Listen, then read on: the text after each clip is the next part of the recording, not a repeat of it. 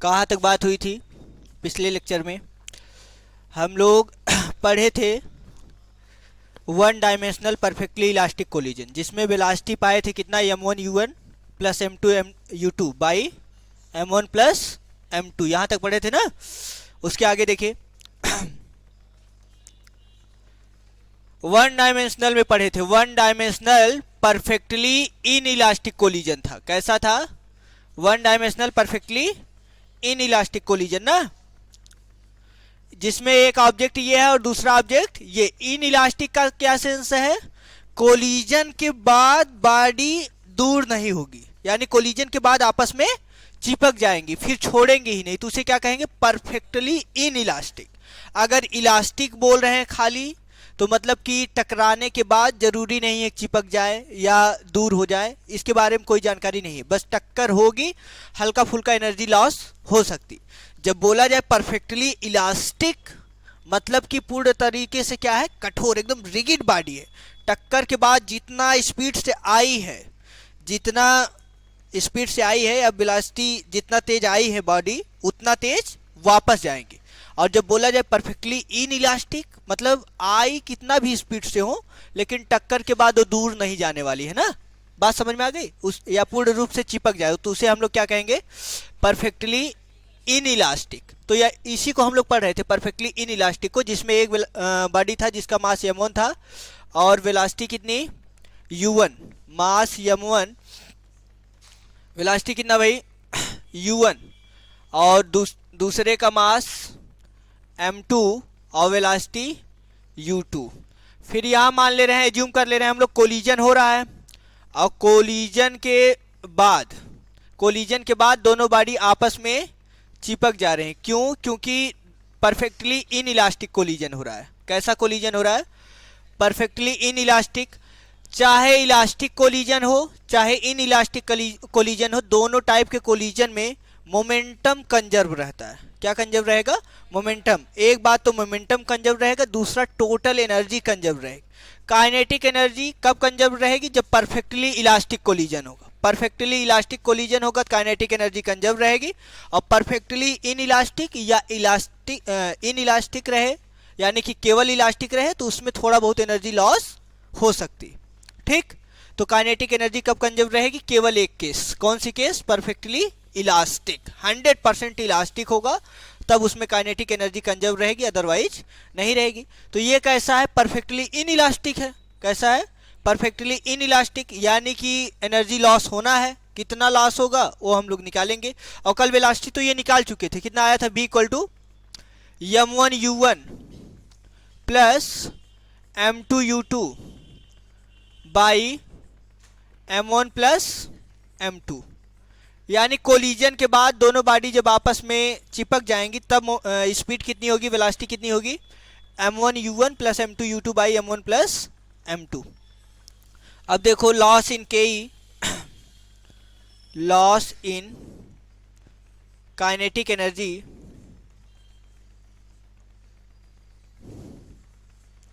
Of to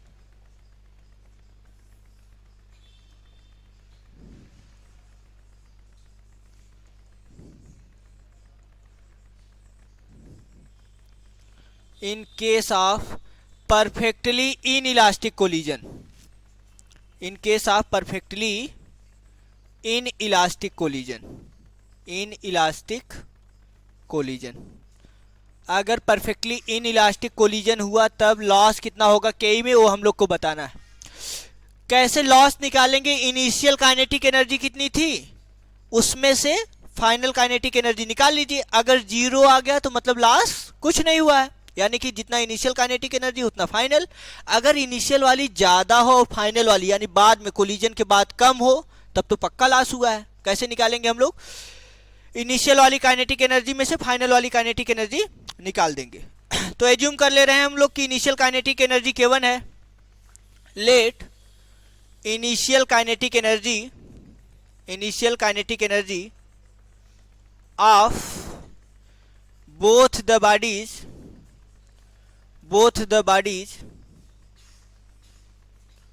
is k1, is K1, then तब K1 किसके बराबर होगा? इनिशियल काइनेटिक एनर्जी, इसकी काइनेटिक एनर्जी प्लस इसकी काइनेटिक एनर्जी। इनिशियल का ये मतलब है कोलिजन के पहले। इसकी काइनेटिक एनर्जी कितनी होगी? Half m1u1 square, half m1u1 square, और दूसरे की काइनेटिक एनर्जी इसकी half m2u2 square, half m2u2 square. अब कोलिजन के बाद की काइनेटिक एनर्जी को K2 मान लीजिए। Let kinetic energy of the bodies after collision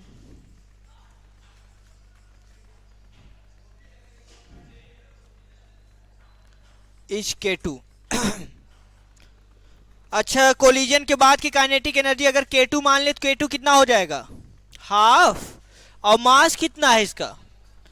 m1 plus m2, m1 plus m2 into में v स्क्वायर, इंटू में कितना भाई? v square. तो यहां से हम लोग को अगर डेल्टा के बताना हो, लॉस इन काइनेटिक एनर्जी बताना हो, तो क्या लिख पाएंगे? Delta K is equal to K2 minus K1।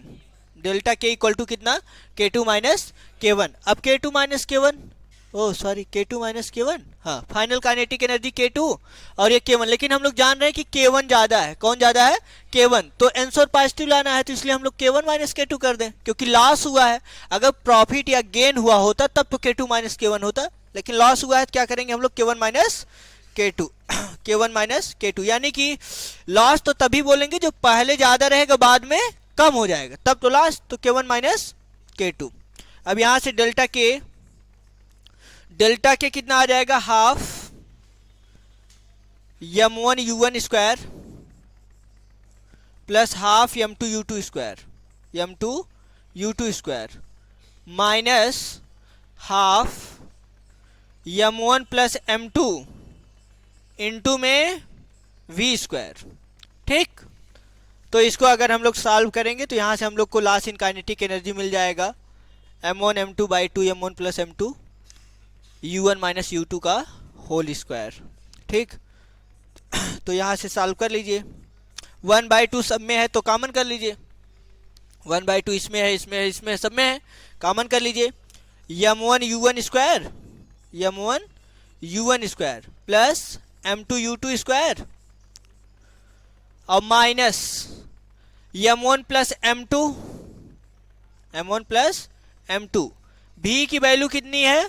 v की value m1 u1 plus m2 u2 by m1 plus m2।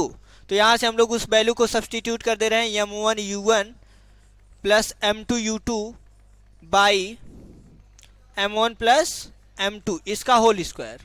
इसका क्या? Whole square. अब इसी एक्सप्रेशन को सॉल्व कर लीजिए। Delta K is equal to half m1 u1 square plus m2 u2 square. यहां से देखो एक m1 प्लस m2 एक m1 प्लस m2 से कैंसिल हो जाएगा, क्योंकि स्क्वायर है तो होल स्क्वायर मतलब इसका भी स्क्वायर रहेगा और इसका भी, तो एक कट जाएगा, नीचे एक m1 प्लस m2 बचेगा। तो माइनस इस होल स्क्वायर को ओपन करिए तो इसको a और इसको b, तो यहां से m1 square u1 square plus m2 square u2 square minus, नहीं प्लस है ना, बीच में प्लस है तो plus 2m1 m2 u1 u2, 2m1 m2 u1 u2 by m1 plus m2, by m1 plus m2। ठीक, बात यहां तक क्लियर है? अब एलसीएम ले लीजिए, कितना आ जाएगा पूरे कैल्शियम m1 प्लस m2, तो m1 प्लस m2 का इसमें मल्टीप्लाई हो जाएगा। तो यहां से delta K is equal to half m1 plus m2 का मल्टीप्लाई होने का मतलब पहले m1 का पूरे में होगा फिर m2 का, तो यहां से m1 का होगा तो m1 square u1 square plus m1 m2 u2 square अब m2 का करिए plus m1 m2 u1 square, ठीक।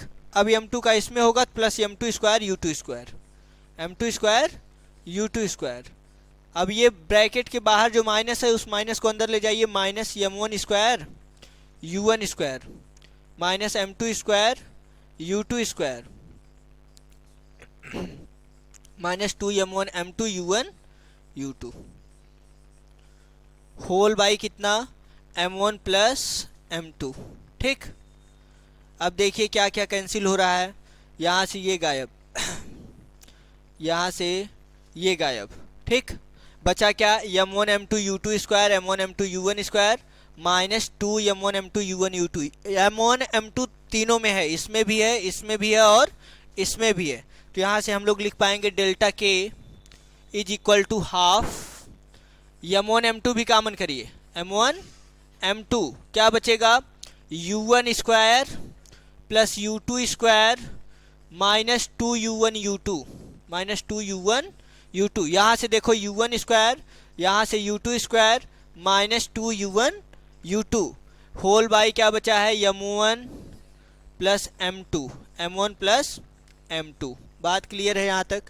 अब इसी चीज़ को हम लोग ऐसे लिख सकते हैं, delta K is equal to m1 m2 by 2m1 plus m2, ठीक है।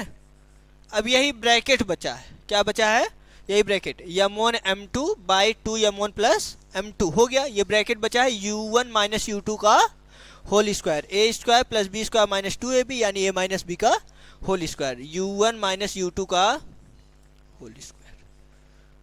चलो ये क्या है लॉस इन काइनेटिक एनर्जी, किसमें है भाई लॉस इन काइनेटिक एनर्जी। ऐसा ही फार्मूला जब हम लोग 12th का कैपेसिटर पढ़ने लगेंगे, क्या पढ़ेंगे कैपेसिटर, तो वहाँ लॉस इन पोटेंशियल एनर्जी निकालेंगे तो कितना आएगा इसी के रूप में C1 C2 by 2 C1 plus C2 V1 minus V2 का होल स्क्वायर, ठीक।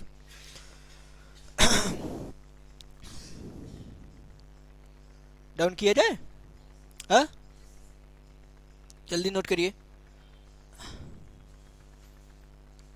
जल्दी से जितना जल्दी हो सके। ये वाला फार्मूला तो लिखे ही है ना कल का।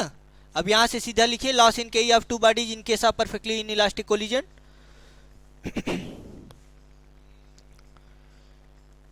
अब इसके बाद हम लोग पढ़ेंगे कि कोई इलास्टिक बॉडी हो, ना तो 100% इलास्टिक ना 100% इन इलास्टिक, यानी जिसके लिए कोफिशिएंट ऑफ रिस्टिट्यूशन कितना हो 0 और 1 के बीच में। कोफिशिएंट ऑफ रिस्टिट्यूशन अगर 0 है तो कैसी बॉडी है परफेक्टली इन इलास्टिक, यानी कोलिजन के बाद दूर नहीं होना है ना। और परफेक्टली अगर इलास्टिक है तो जितना स्पीड से आई है उतना स्पीड से टक्कर के बाद जाएगी, ठीक। और 0 और 1 के बीच में अगर कोई वैल्यू रहेगी तो इसका मतलब कि वो इलास्टिक कोलिजन है, टक्कर होगी, एनर्जी लॉस होगा, लेकिन एक दूसरे को पकड़े नहीं रहेंगे, छोड़ देंगे, ठीक। बात समझ में आ गई। चलो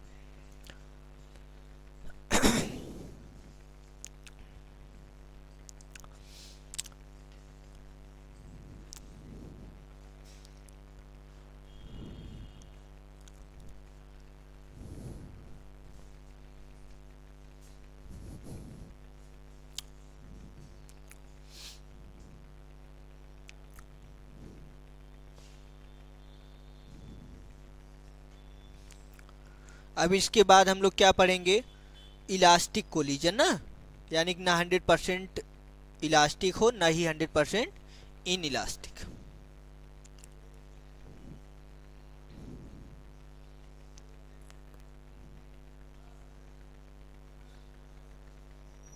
यहाँ तक नोट कर लीजिए, उसके बाद कैलकुलेशन ही तो है ना, बस यहाँ तक नोट कर लीजिए, उसके बाद तो कैलकुलेशन ही है ना, उसके बाद तो कर लेंगे।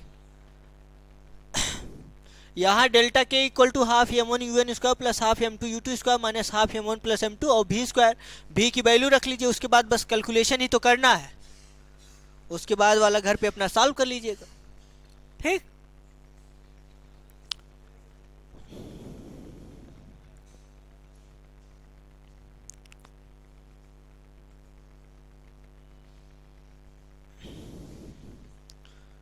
मैक्सिमम बस यहाँ तक नोट करिए, उसके बाद घर पे कर लेंगे। क्या करना है, इस होल स्क्वायर को ओपन करना है और तोड़ना है बस।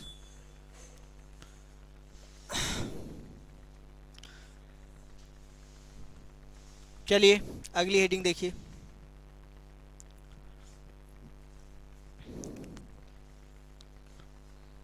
वन डायमेंशनल, ये हेडिंग बहुत जरूरी है। One dimensional elastic collision, one dimensional elastic collision of two bodies. ये इलास्टिक का मतलब है ई की वैल्यू किसके किसके बीच में है, 0 और 1 के बीच में। ई 0 से बड़ा और 1 से छोटा। अगर 0 हुआ तो परफेक्टली इन इलास्टिक, 1 हुआ तो परफेक्टली इलास्टिक। इस तरह का देखिए, एक बॉडी ये है, दूसरी बॉडी ये है, और कोलिजन हुआ, कोलिजन के बाद एक बॉडी ये, और कोलिजन के बाद दूसरी बॉडी ये। इसका मास m1 और ये u1 स्पीड से चल रहा है, और इसका मास m2, ये कितने स्पीड से चल रहा है, u2। इसका मास m1 यानी कोलिजन के बाद पहली वाली बॉडी है, और वेलोसिटी में कितना चेंज आ गया, और ये क्या है, हो गई v1। और इसका मास m2 और वेलोसिटी इसका v2, और कोलिजन कहाँ पर हो रहा है, यहाँ पर। तब v1 कितना होगा, अगर परफेक्टली इलास्टिक था तब कितना था v1, v1 is equal to m1 minus m2 upon m1 plus m2 into u1 plus 2m1 by m1 plus m2 into u2 आया था। और v2 कितना आया था, v2 2m1 by m1 plus m2 into u1 और plus m2 minus m1 अपान m1 plus m2 into u2। यहाँ पर v1 देखिए कितना होगा, v1 is equal to m2 नहीं m1 minus em2, m1 minus em2 by m1 plus m2, m1 plus m2 into में u1, into में u1 plus m2 1 plus e, m2 1 plus e by m1 plus m2 into में u2, into में u2। ये किसके लिए है, अगर e की वैल्यू ना तो 0 हो ना तो 1 हो, 0 और 1 के बीच में हो, तब v1 कितना होगा, m1 minus e m2 by m1 plus m2 u1 plus m2 1 plus e by m1 plus m2 into u2। ठीक, बात समझ में आ गई। अब v2 बताइए, v2 इसी के हिसाब से बोलिए तो v2 is equal to m1 1 plus e by m1 plus m2 into में u1 plus m2 minus e m1 by m1 plus m2 into में u2, इंटू में u2। ये किसके लिए है, अगर e की वैल्यू 0 और 1 के बीच में हो तब के लिए। देखो जरा ध्यान से देखो, अगर 1 हो जाए तब e की वैल्यू यानी परफेक्टली इलास्टिक कोलिजन, तब m1 minus m2 upon m1 plus m2 into u1, 1 plus 1 2, 2m2 by m1 plus m2 into u2, यही था फार्मूला। और v2 वाला यहाँ पर 2m1 1 हो जाएगा, e की value 1 plus 1 2, 2m1 by m1 plus m2 into u1 plus m2 minus e m1 by m1 plus m2 into u2। बात समझ में आ गई, हाँ। चलो यहाँ से e क्या है, अब हम लोग पढ़ेंगे ये e क्या है, उससे ही पढ़ना है। ये फार्मूला लिख लीजिए, e की डिफिनीशन, e होता क्या है, e का नाम है कोफिशिएंट ऑफ रिस्टिट्यूशन। क्या नाम बताए हैं, कोफिशिएंट ऑफ रिस्टिट्यूशन। एक बार में इसको आप समझ जाएंगे, कोफिशिएंट ऑफ रिस्टिट्यूशन है क्या, कोफिशिएंट ऑफ रिस्टिट्यूशन।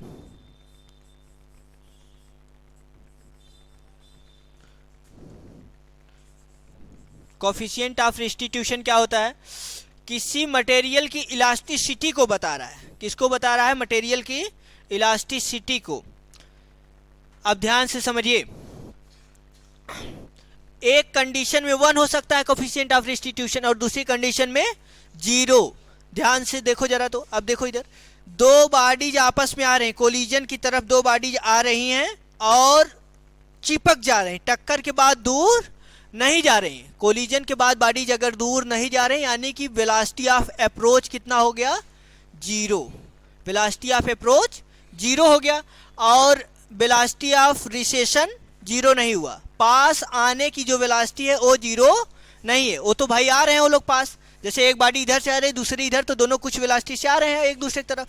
लेकिन जब टक्कर हुआ तो दोनों साथ साथ चलने लगे यानी दूर नहीं हो रहे। इस कंडीशन में ई की वैल्यू कितना है? 0। यानी वेलोसिटी ऑफ रिसेशन का बहुत महत्व है। वेलोसिटी ऑफ रिसेशन जो है, दूर होने की वेलोसिटी, वो 0 हो गई तो ई का मान कितना हो गया?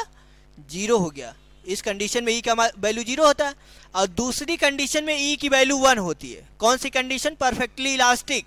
उसमें क्या है कि जितनी स्पीड से आ रही हैं ये लोग, कुछ स्पीड से आ रही हैं, वेलोसिटी ऑफ रिसेशन पास आने की जो वेलोसिटी है वो कुछ है, और वेलोसिटी ऑफ रिसेशन मतलब दूर जाने, वेलोसिटी ऑफ रिसेशन कुछ है और वेलोसिटी ऑफ अप्रोच मान ले रहे हैं हम लोग 10 मीटर पर सेकंड से दोनों एक दूसरे की तरफ आ रही हैं, यानी वेलोसिटी ऑफ अप्रोच कितना हो गया? 10 मीटर पर सेकंड। और वेलोसिटी ऑफ रिसेशन दूर जाने की स्पीड या दूर जाने की वेलोसिटी, वहू अगर 10 कर दें तब इस कंडीशन में कितना आता है? 1। ये आप लोग को समझाया है ना कि इलास्टिक में जितना स्पीड से आती हैं उतना स्पीड से कोलिजन के बाद जाती हैं, यानी जितना स्पीड से दोनों पास आती हैं एक दूसरे के उतना स्पीड से दूर भी होती हैं।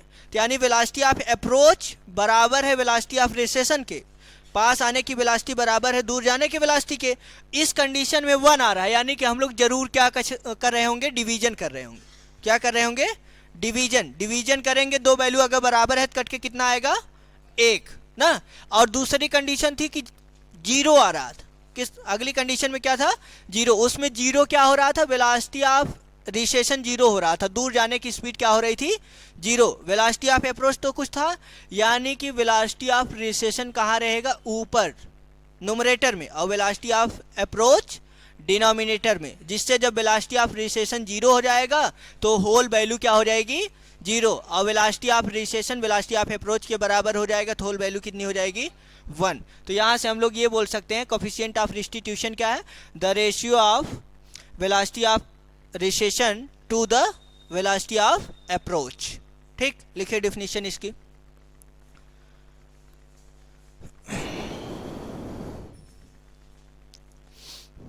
द रेशियो ऑफ अभी फिगर से समझाएंगे तो आप लोग एकदम क्लियरली समझ जाएंगे। The ratio of velocity of recession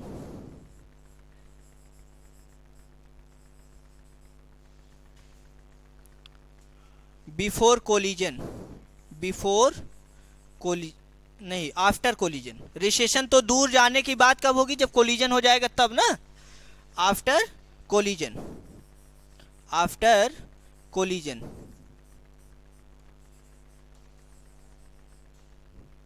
to the velocity of approach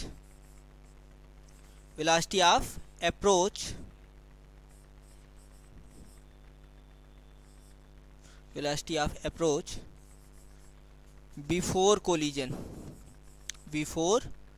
collision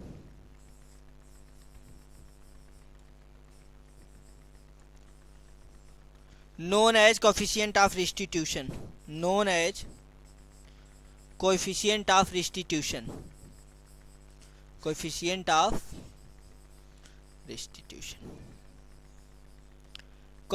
of restitution का क्या सेंस है? समझ में आया है?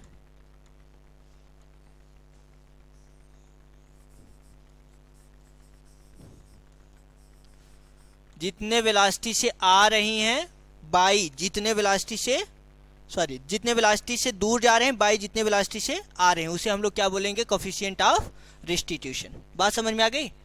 चलिए देखिए, वेलोसिटी ऑफ रिसेशन मतलब दूर जाने की, आफ्टर कोलिजन, कोलिजन के बाद दूर जाएंगी। फिगर के माध्यम से देखिए तो जैसे ये वाला फिगर है, इसमें क्या है, u1 ज़्यादा होना होता है। u1 अगर ज़्यादा नहीं हुआ तो कोलिजन होना पॉसिबल है, तब तो पॉसिबल ही नहीं रहेगा। तो u1 ज़्यादा रहेगा और u2 कम। u2 भले आगे जा रहा है लेकिन u1 उससे ज़्यादा तेज आ रहा है उसके पीछे, तो इसका मतलब है कि दोनों पास आएंगे। जैसे छोटा बच्चा आगे जा रहा होता है, पीछे से कोई दौड़ाता है, तो इसका मतलब ये थोड़ी ना छोटे बच्चे को पकड़ नहीं पाएंगे।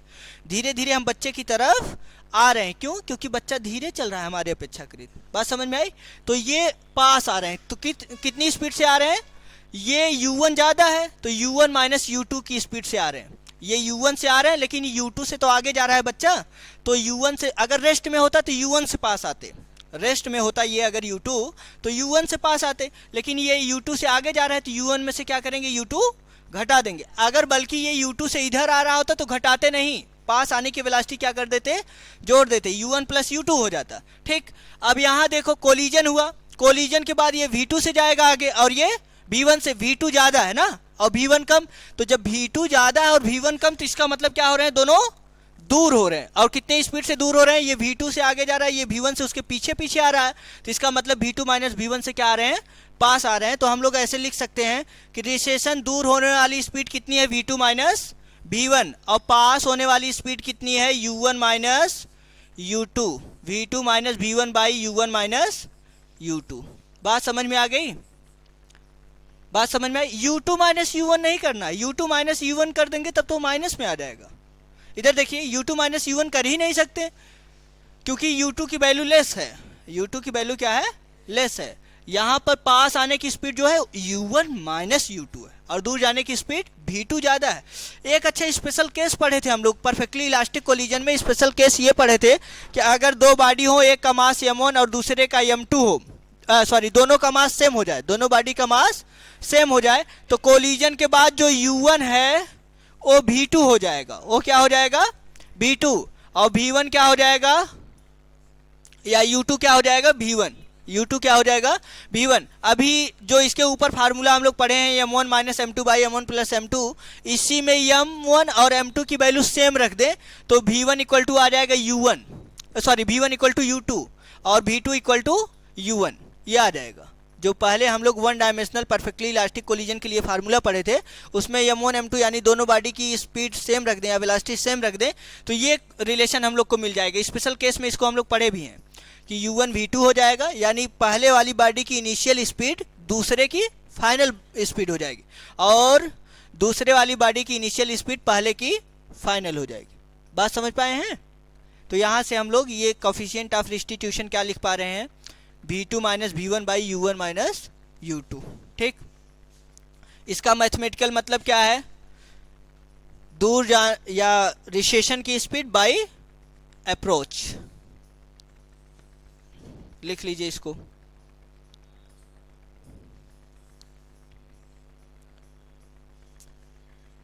या relative velocity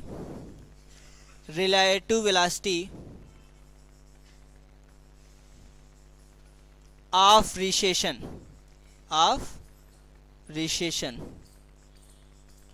by relative velocity of approach, relative velocity of approach ये भी लिख सकते हैं, रिलेटिव वेलोसिटी ऑफ अप्रोच। चलिए आज एक न्यूमेरिकल आप लोग को दे रहे हैं। ये न्यूमेरिकल जो दिया जा रहा है ये आखिरी टॉपिक है, मिला जुला कर WPE का कैसा टॉपिक है, लास्ट। ठीक, तो इस न्यूमेरिकल को देखिए और इसके बाद WPE अगर जैसे ही न्यूमेरिकल सॉल्व होगा फिर उसके बाद आप लोग जो क्वेश्चन पूछेंगे बस वो बताए जाएंगे। ठीक, समझ में आ गया ना। Coefficient of restitution, velocity of recession, दूर जाने की स्पीड, परफेक्टली इन इलास्टिक में दूर जाते ही नहीं, जीरो हो जाएगा। ठीक, 0 कुछ भी रहेगा वो कितना आएगा, 0। ई की वैल्यू कितनी आ जाएगी परफेक्टली इन इलास्टिक के लिए, 0। और इसमें परफेक्टली इलास्टिक के लिए ये जितना ऊपर वाला V2 माइनस V1 आता है उतना ही U1 माइनस U2। देखिए स्टार बनाकर लिखे, for perfectly in elastic collision, for perfectly in elastic collision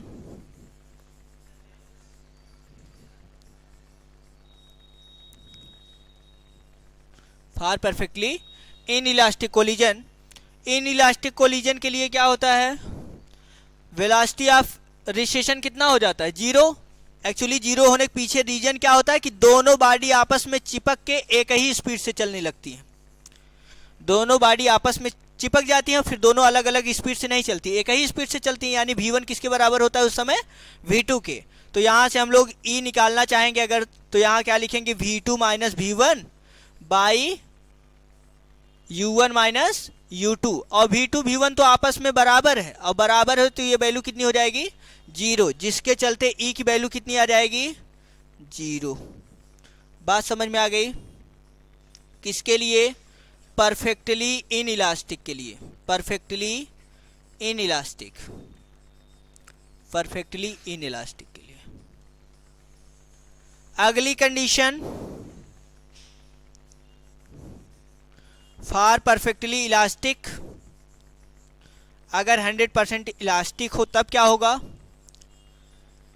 100% elastic हो और दोनों बॉडीज का मास सेम हो, तो हम लोग इसके पहले स्पेशल कंडीशन में पढ़े हैं कि V1 किसके बराबर हो जाएगा, U2 के, और V2 किसके बराबर हो जाएगा, U1 के। ऐसा पढ़ चुके हैं ना, ये स्पेशल केस में पढ़े हैं, याद है कि नहीं, नहीं याद है? अच्छा ठीक है, नहीं याद है तो यहां से देखिए, तो V1 इक्वल टू क्या है भाई, M2 माइनस M, नहीं M1 minus M2, M1 minus M2 by M1 plus M2 into में U1 plus 2 M2 by M1 plus M2 into U2। ये फार्मूला पढ़े हैं। अब इसमें क्या कर दीजिए, दोनों का मास सेम, M1 M2 के बराबर। M1 M2 जैसे बराबर होगा ये वाला टर्म जीरो हो जाएगा, M1 M2 बराबर होगा ये टर्म जीरो।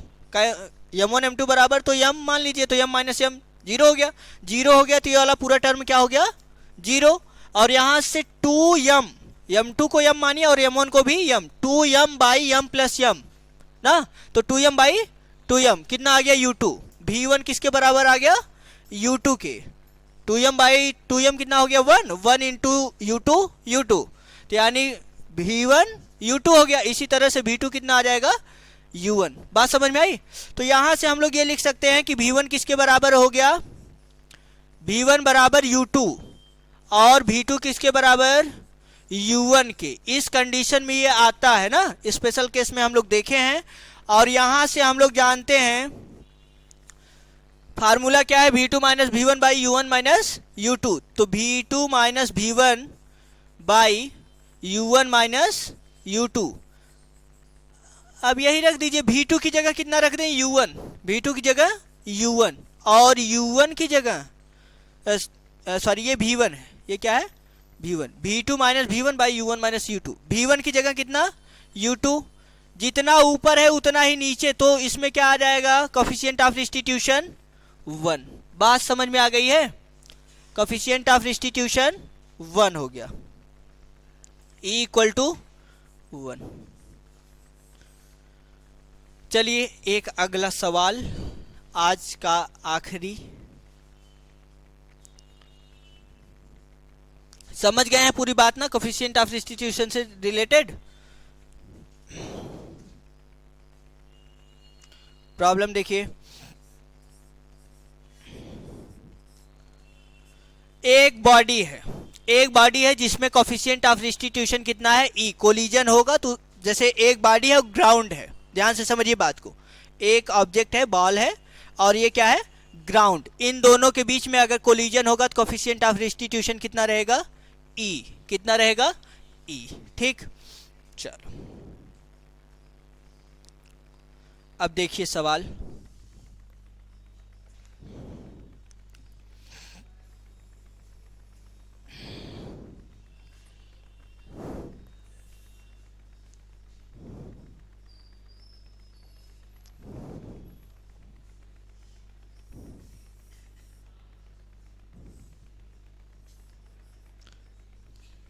यू स्पीड से एक बॉल ऐसे फेंकी गई, प्रोजेक्टाइल, क्या है, प्रोजेक्टाइल, इसका मास m1 है, मास कितना है, m1 या m मान ले रहे हैं, m1 नहीं m, मास m है और u स्पीड से फेंका गया हॉरिजॉन्टल से कितना एंगल पर, थीटा, हॉरिजॉन्टल से कितना एंगल पर, थीटा। अब ये जाएगी तो फिर ऐसे जाएगी,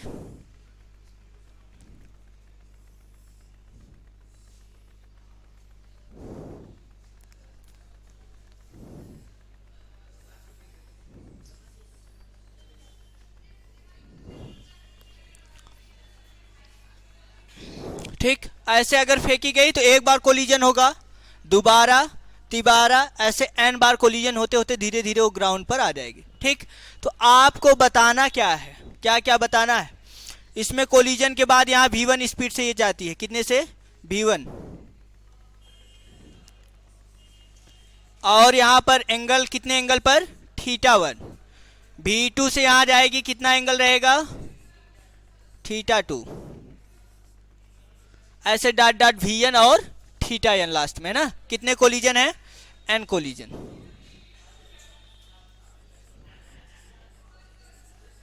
चलिए फाइंड आउट, क्या क्या फाइंड करना है,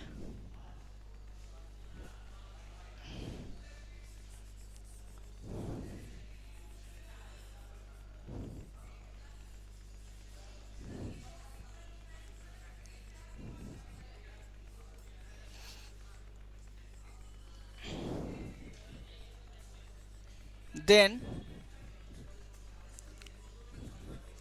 find out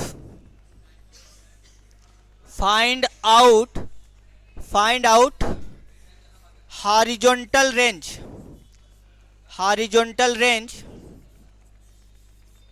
ये क्वेश्चन घर से सॉल्व करके आइएगा, नोट करिए जल्दी से, क्वेश्चन नोट करिए, हॉरिजॉन्टल रेंज इन फर्स्ट कोलिजन या आफ्टर फर्स्ट कोलिजन, या इन्हीं लिखिए फर्स्ट कोलिजन।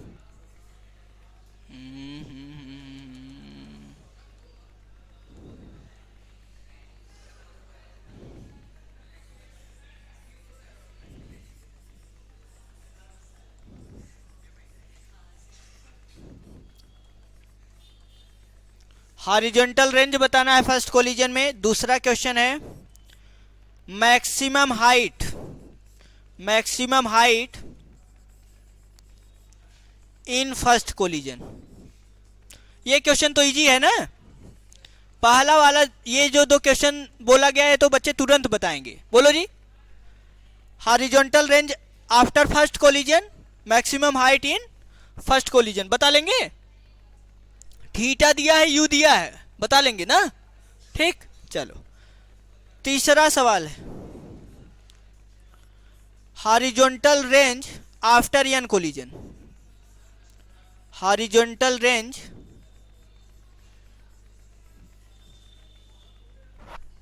आफ्टर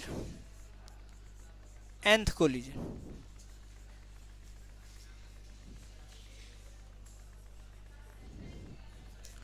और चौथा सवाल है maximum height in nth collision. Maximum height in nth collision.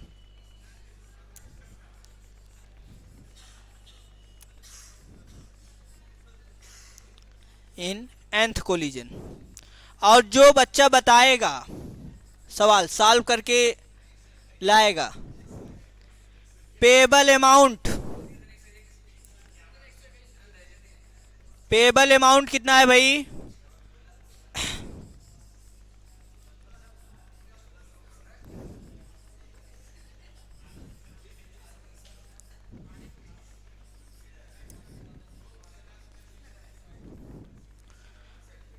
Payable amount में मुंह मांगा इनाम है, जो मांगेंगे मिलेगा, ठीक, ठीक है। चलिए